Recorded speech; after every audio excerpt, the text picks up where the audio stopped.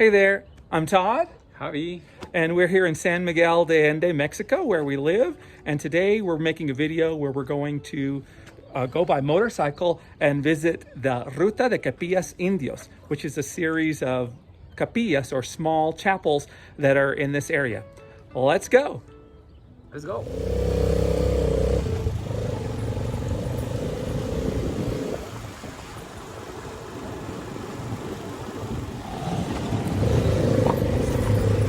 Ride on past the train tracks and go straight toward Otomi, and then we're going to turn a left up here.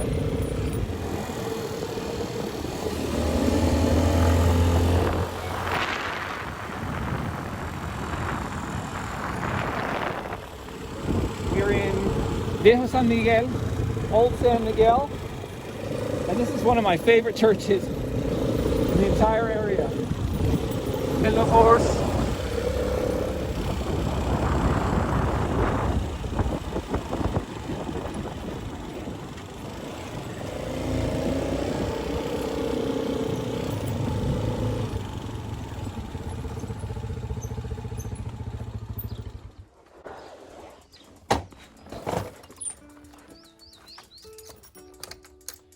So here we are at our first church. I love this church.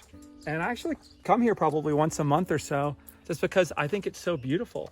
The setting, it's out here and near the presa and the fields. Really beautiful. Good stuff. Let's go inside, Javi. Yeah, let's go.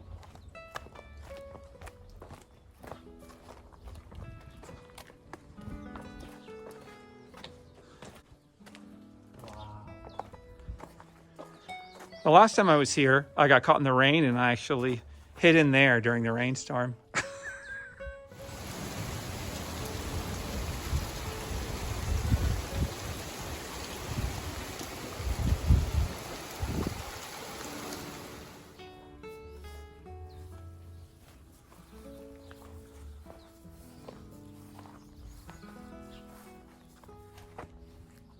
We are here in this capilla, and it's one of the 300 capillas in the Otomi area. And basically, what it means is like a blend of two cultures. It's like the Otomi culture and the Christian culture.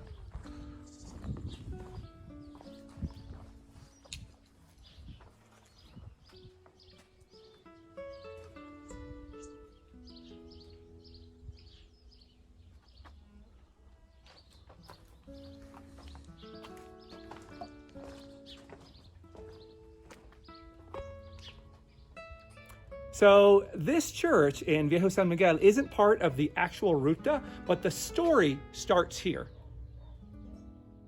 In the late 1990s, student Olga Adriana Hernandez Flores spent 2 years studying this capilla in San Miguel Viejo. She was studying how the Otomi culture influenced the local capillas in the area of the Laja River. Later, she chose 13 of these to submit to the city of San Miguel de Allende for a project. That didn't really go anywhere at the time, but in the administration of 2009-2012, the administration said yes and spent 2 million pesos restoring the 6 capillas that became La Ruta de Capillas Indios. So how we're going to get onto the ruta is you take the road as if you're going to Guanajuato, the city, but instead of turning left over the Laja River, we're going to go straight towards Otomi. Wow. After going straight for a couple of kilometers, you'll make your first left over the Laja River. Aquí está. All right. Here we are. Actually, there's 2 churches here. I'm going to go on to the next one.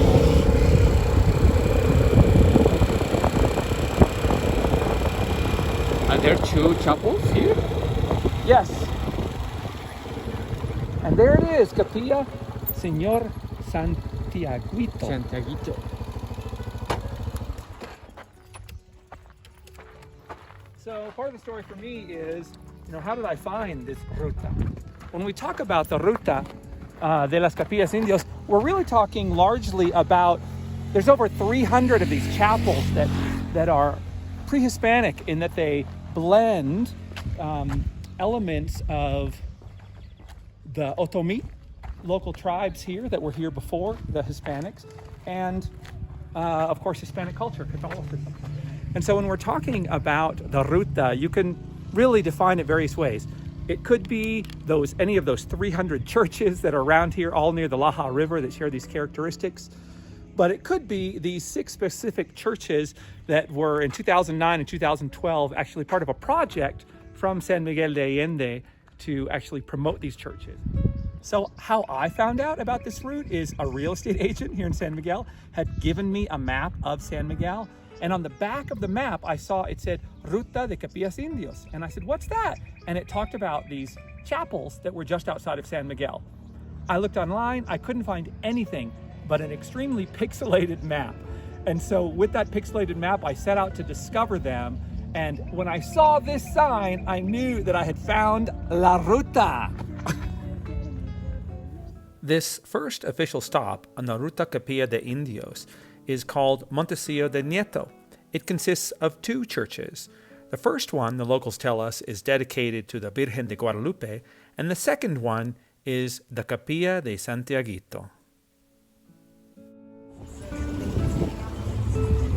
Next stop, Banda.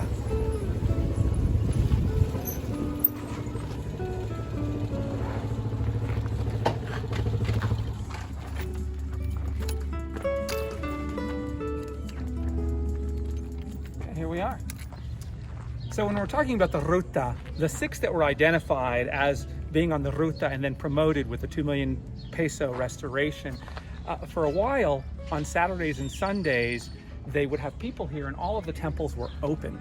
And you could go inside and some of them had food that you could eat, and they would teach you all about these temples and these Otomi aspects mixed with Catholicism.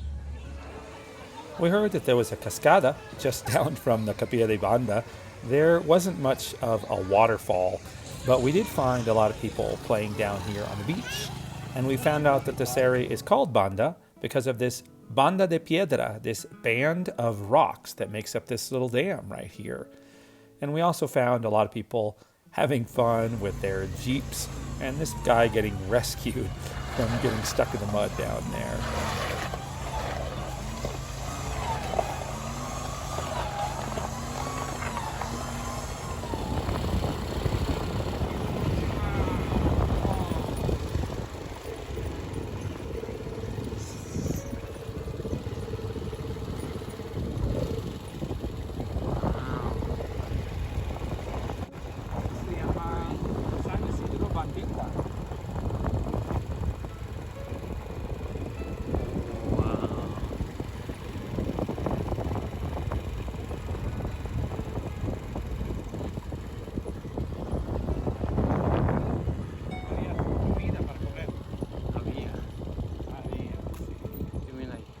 Selling food, or? Yeah, it was part of the route. Y la gente que vive aquí, they'll probably come out and see if you want to buy something or do something.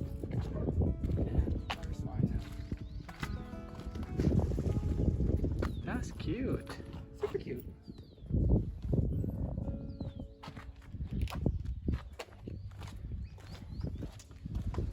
San Isidro Labrador, another official church from the Ruta.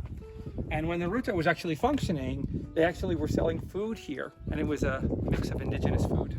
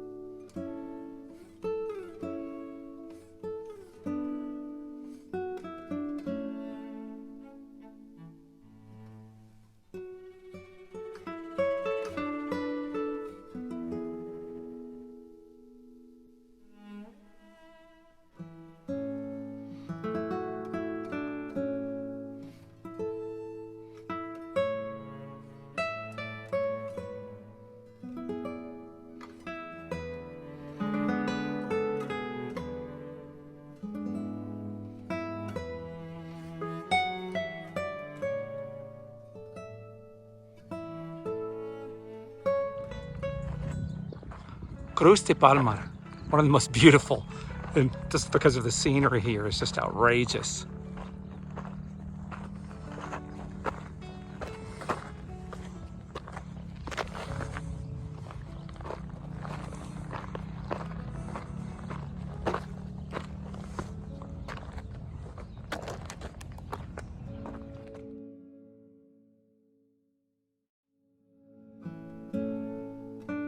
This is Cruz de Palmar, and when you get to here, this is the final stop.